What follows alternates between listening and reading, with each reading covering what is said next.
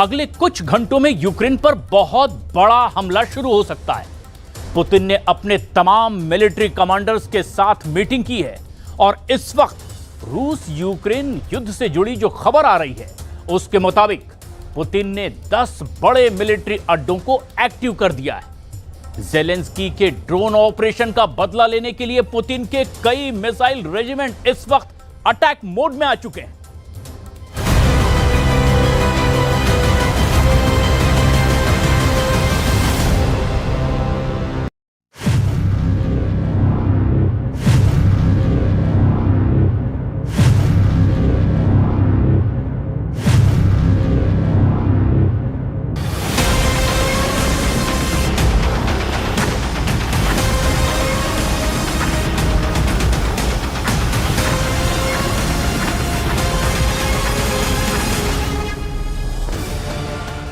ऐसा ऑपरेशन जिसे देखकर पूरी दुनिया की आंख फटी की फटी रह गई।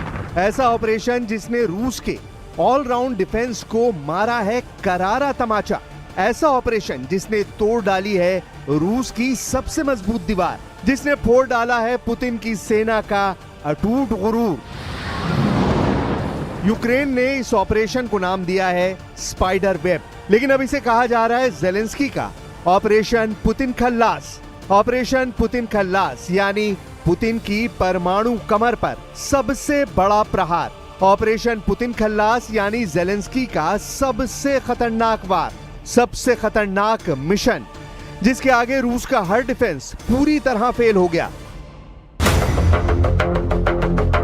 एक ही बार में पुतिन के सबसे सीक्रेट 5 एयरबेस पर अटैक हुआ। ऐसा अटैक जिसके वीडियो अब भी पुतिन कैंप को दहला रहे हैं। रूस के अंदरूनी इलाके में जो यूक्रेन से हजारों किलोमीटर दूर है, जहां पुतिन के सबसे खतरनाक बॉम्बर तैनात हैं, उन्हें जेलेंस्की ने निशाना बनाया है।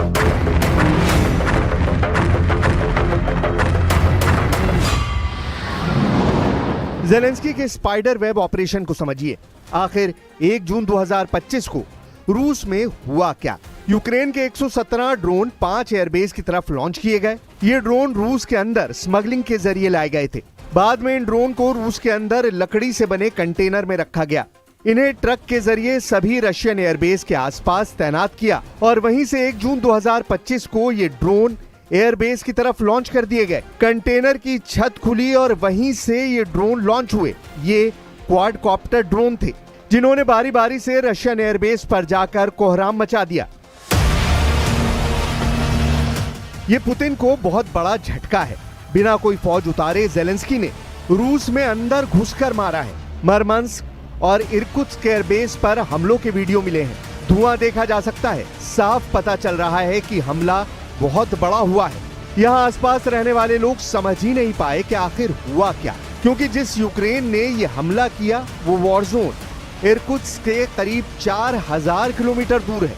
इस वीडियो में एक महिला ने बताया है कि उसने क्या देखा। Смотри, что творится, я не знаю даже, что это сейчас взорвалось. Это, наверное, диалект. Это вот Еще больше. еще больше стало гореть раза в 4. А тут 8. ऑपरेशन पुतिन खल्लास को लेकर जेलेंस्की ने बड़ा दावा किया है। दावा ऐसा जो पुतिन की फोर्स के रोंगटे खड़े कर देगा। जेलेंस्की का दावा है कि पुतिन के 40 बड़े विमानों को तबाह कर दिया गया है। इनमें Tu-95 है, इनमें Tu-22 भी है।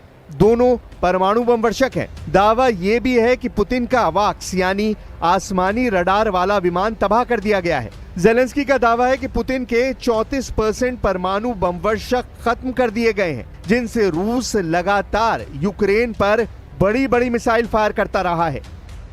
Щойно була доповідь голови Служби безпеки України Василя Малюка. Блискуча операція проведена на території ворога виключно проти військових цілей, проти саме тієї техніки, яка використовувалась в ударах проти України.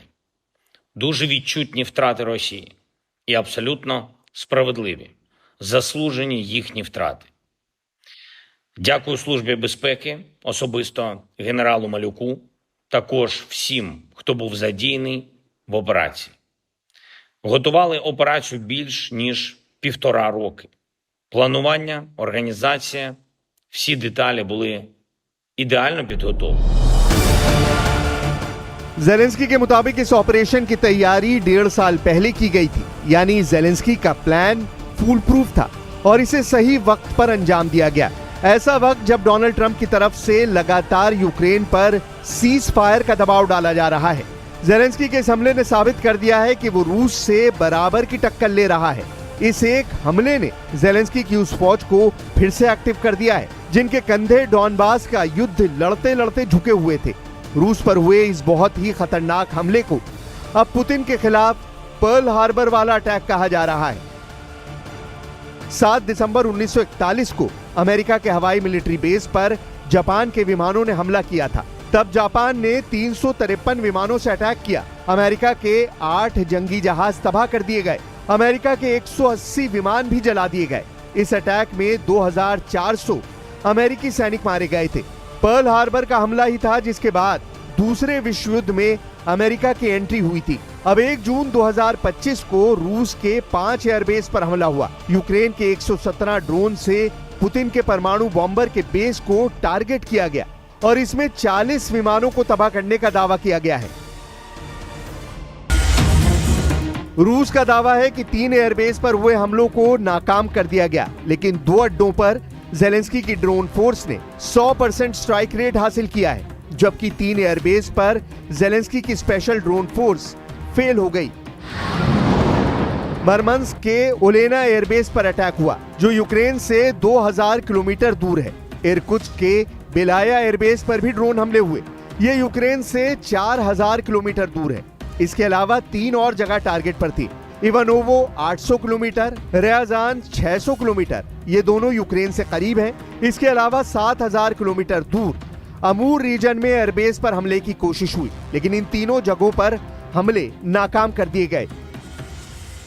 Вражено 34% стратегічних носіїв крилатих ракет на аеродромах базування. Діяли наші люди на території різних російських регіонів в 3 часових поясах. І наших людей напередодні операції з території Росії вивели. Зараз вони в безпеці. Ті, хто нам допомагав. Дійсно, приємно, коли речі, які санкціонував ще рік і 6 місяців тому, працюють та забирають у росіян більше 40 одиниць стратегічної авіації. यूक्रेन और रूस के युद्ध ने सबसे खतरनाक ड्रोन युद्ध देखा है। दुनिया के क्वाडकॉप्टर वाले ड्रोन की जंग सबसे पहले 2020 में आर्मेनिया और अजरबैजान के बीच देखी गई थी, लेकिन अब यूक्रेन और रूस का युद्ध इसका सबसे खतरनाक वॉर जोन बन चुका है। आप इसे उड़ता हुआ यमराज कह सकते हैं। यूक्रेन के युद्ध में ये यमराज चप्पे चप्पे पर सैनिकों को तलाश करता रहता है।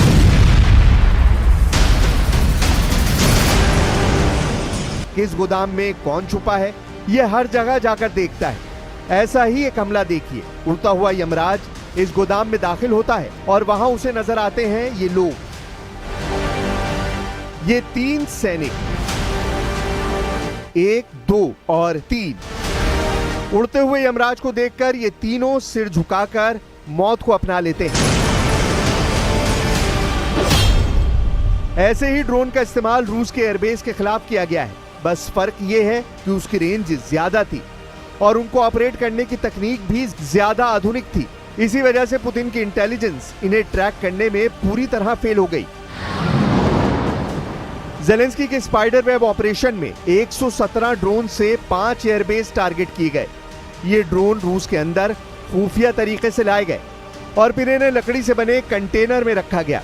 इन्हें एक ट्रक के जरिए सभी रशियन एयरबेस के आसपास तैनात किया गया और फिर वहीं से ये ड्रोन एयरबेस की तरफ लॉन्च कर दिए गए। कंटेनर की छत खुली और वहीं से ये ड्रोन लॉन्च हुए।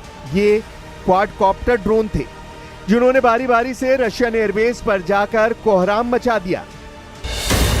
पुतिन के सबसे खतरनाक बॉम्बर जलने लगे। पुतिन ने इसका वीडियो बार बार देखा है और उनका गुस्सा इस वक्त चरम पर है। इस वीडियो ने बता दिया है कि जेलेंस्की हार मानने नहीं जा रहे। इस वीडियो ने पुतिन की सेना का गुरूर तोड़ दिया है। क्योंकि जेलेंस्की की ड्रोन फोर्स ने पुतिन के परमाणु एयरबेस पर हमला किया है। ऐसा बेस जो यूक्रेन से 4000 किलोमीटर दूर है। Можна сказати впевнено, що це абсолютно унікальна операція. Найцікавіше, і вже зараз це можна говорити публічно, офіс нашої операції на території Росії знаходився безпосередньо поруч з управлінням ФСБ Росії в одній з їхніх областей. Загалом в операції було використано 117 дронів і відповідна кількість операторів дронів працювали. पुतिन तक भी ये वीडियो पहुंचा है। टारगेट बनाए गए इरकुत्स्क और मरमंस्क में रूस के एयरबेस पर तबाह हुए विमानों में टुपोलेव 95 और टुपोलेव 22 परमाणु बम वर्षक शामिल है। ये दोनों लॉन्ग रेंज तक परमाणु बम की बारिश कर सकते हैं और यूक्रेन पर इन विमानों से कई बार हमले किए गए हैं।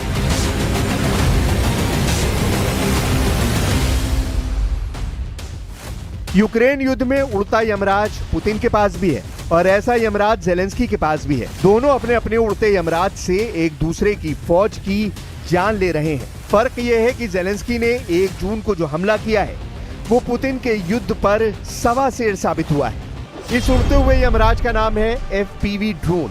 FPV यानी फर्स्ट पर्सन व्यू, जिसे एक ऑपरेटर चलाता है।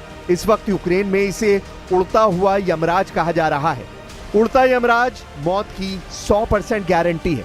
उड़ता यमराज न रहम करता है, न गिड़गिड़ाते फौजियों की पुकार सुनता है। उड़ता यमराज अपने टारगेट पर फटना जानता है, इसीलिए यूक्रेन में इसे उड़ता यमराज कहा जा रहा है।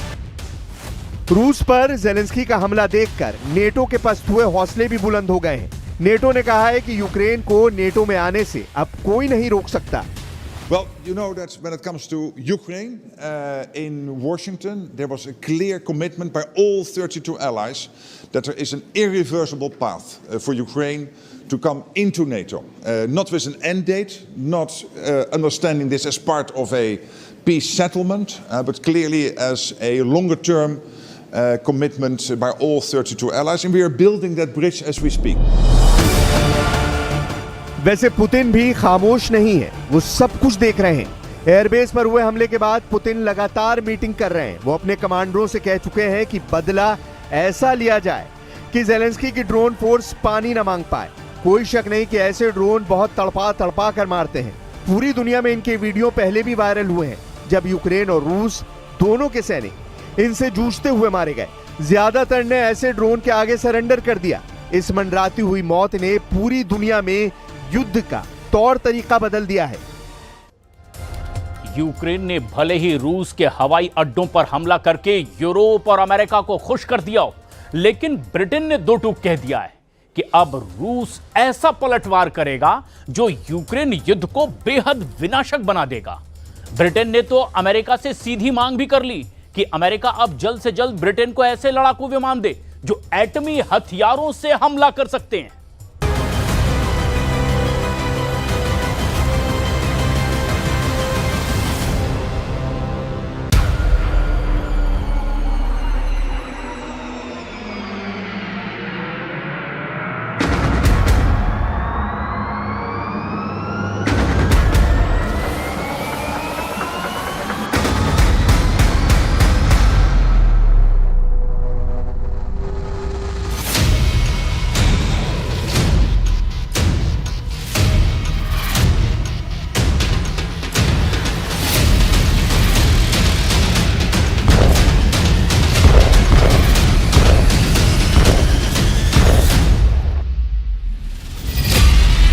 यूक्रेन से खूनी बदला शुरू, जंग में उतरा ब्रिटेन का एटम बम। भले ही यूक्रेन ने रूस में घुसकर उसके 5 एयरबेस उड़ा दिए हों, लेकिन रूस ने साफ संकेत दिए हैं कि यूक्रेन ने अपनी औकात से कहीं ज्यादा बड़ा हमला रूसी एयरबेस पर किया है और अब यूक्रेन को उसकी कीमत भी चुकानी होगी। रूस के 40 से लेकर 41 सैन्य विमान, जिसमें बम वर्षक भी शामिल हैं, तबाह कर दिए गए, लेकिन रूस ने यूक्रेन पर नए सिरे से भीषण हमले शुरू कर दिए हैं। यूक्रेनी सेना ने खुद भी माना है कि यूक्रेन पर रूस ने बहुत बड़ा हमला मिसाइल और ड्रोन से किया है, जिसकी वजह से भारी नुकसान भी हुआ है यूक्रेन को। खबर तो यहाँ तक आ रही है कि अमेरिका में इस हमले की तुलना सेकेंड वर्ल्ड वॉर में पर्ल हार्बर पर हुए हमले से की जा रही है, जिसमें जापानी आत्मघाती लड़ाकू विमानों ने हवाई में मौजूद अमेरिकी नौसेना के बेड़े को तबाह कर डाला था। और पिछले 18 घंटे में जेलेंस्की और ट्रंप रूस पर हुए हमले का जश्न मनाने में जुटे हैं। लेकिन पुतिन के जबरदस्त पलटवार को देखते हुए ब्रिटेन के पीएम कीर स्टारमर ने अमेरिका से ऐसी मांग कर दी है, जिससे साफ पता चलता है कि यूक्रेन युद्ध विनाशक दौर में पहुंच चुका है। ब्रिटेन ने रूसी खतरे को देखते हुए अमेरिका से परमाणु बम गिराने वाले लड़ाकू विमान की मांग की है, ताकि बेकाबू रूस को काबू में किया जा सके। हम आपको यही दिखाने जा रहे हैं कि रूस पर हुए यूक्रेन के अब तक के सबसे बड़े ड्रोन हमले ने कैसे यूक्रेन युद्ध को तीसरे विश्व युद्ध के करीब पहुंचा दिया है। ब्रिटेन ने यूएस से मांगे परमाणु बम वर्षक, विनाशक हुआ यूक्रेन युद्ध।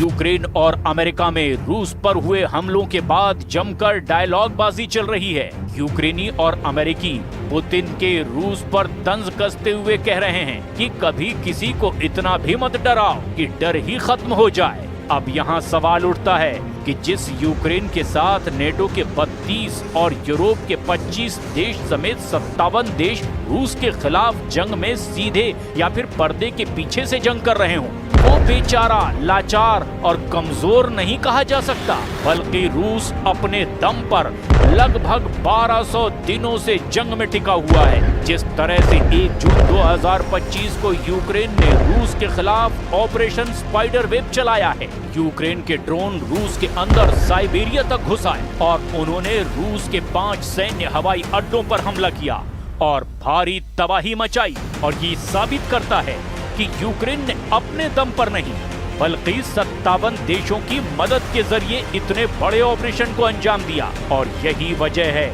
कि जैसे ही रूस के 5 एयरबेस पर खड़े 40 से लेकर 41 लड़ाकू विमान तबाह किए गए, उसके बाद से पुतिन की रूसी सेना यूक्रेन पर भूखे शेरों की तरह टूट पड़ी है। इन्हीं हालातों को देखते हुए अब जंग में यूक्रेन का जमकर साथ दे रहे ब्रिटेन ने भी अमेरिका से मांग कर दी कि यूक्रेन युद्ध बेहद विनाशक हो चुका है और अब अमेरिका ब्रिटेन को परमाणु बम से हमला करने वाले विमान तुरंत मुहैया कराए।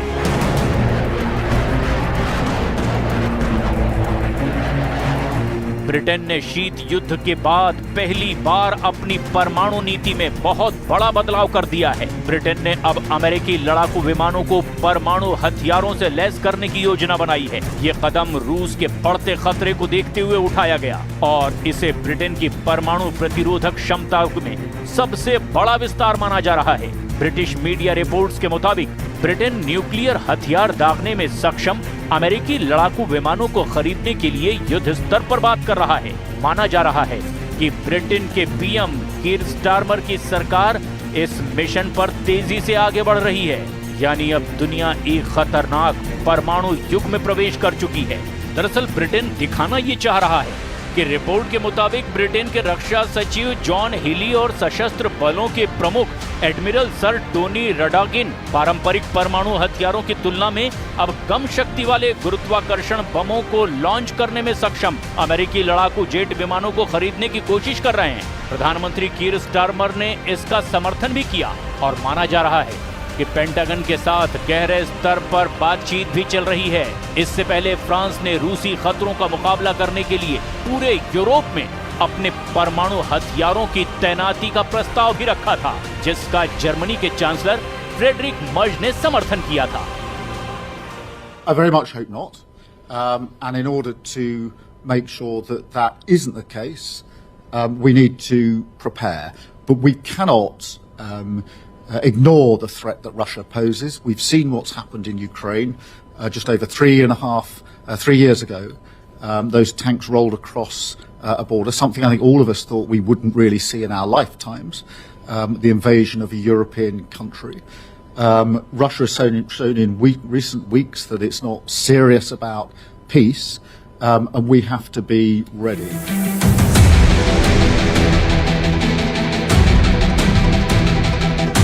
ब्रिटेन के पास फिलहाल लड़ाकू विमानों से परमाणु बम गिराने की क्षमता नहीं है। दुनिया में सिर्फ अमेरिका, चीन, रूस, भारत और फ्रांस के पास ही जल, नभ और थल से परमाणु हमला करने की क्षमता है। ब्रिटेन की परमाणु प्रतिरोधक क्षमता सिर्फ ट्राइडेंट सुसज्जित पनडुब्बियों पर आधारित है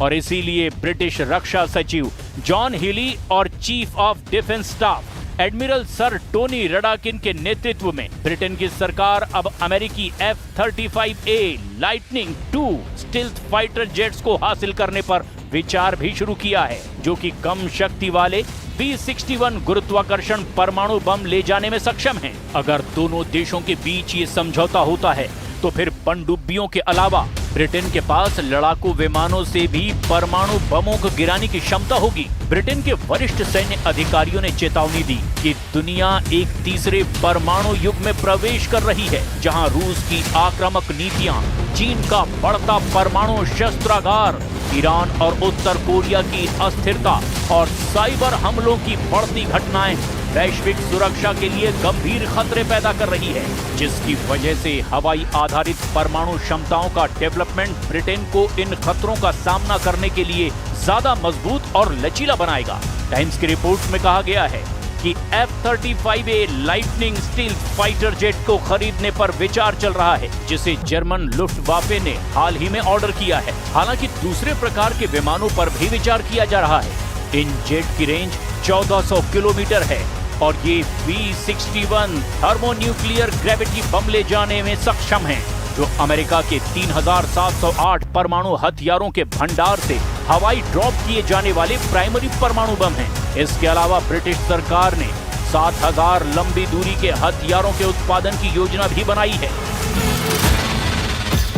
इधर रूस के 5 एयरबेस पर यूक्रेन के ड्रोन हमलों से बौखलाए रूस ने यूक्रेन के पूर्वी इलाकों में खौफनाक हमले शुरू कर दिए हैं। ज़ापोरिज़ ड्रोन हमले किए हैं। हम आपको ये भी बता दें कि यूक्रेन के रूसी एयरबेस पर हमले से कुछ ही घंटे पहले रूस ने यूक्रेन पर सबसे बड़ा ड्रोन हमला किया